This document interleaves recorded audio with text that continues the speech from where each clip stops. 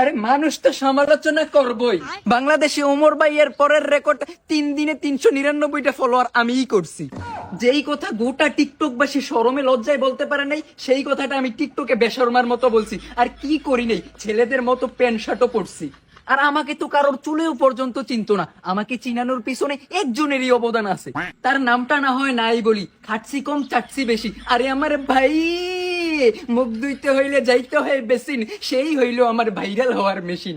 এখন আমার বেশি কথা বলার নাই ভাই, অবশেষে একটা কথাই বলতে চাই। আমি টিকটকে আইসা বেশরমার মতো এক এক দিন দেখাবো এক এক রকমের সিন, আর আমার নামে যে সমালোচনা করব তাকেই খাওয়াই দিমু কেরাসিন। ভাই তোর মুখটা টিকটকের ক্যামেরার সামনে যেমনি বেশরমার মতন চলে, বাস্তবে এত বেশি চললি। এই তুই কি কস না কস, তোর প্রবলেম তুই তোর কাছে রাখবি।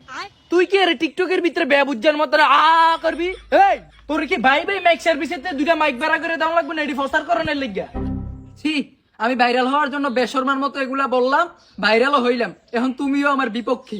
কারে বোঝাবো মনের দুঃখ গো, আমি বুক চিরিয়া।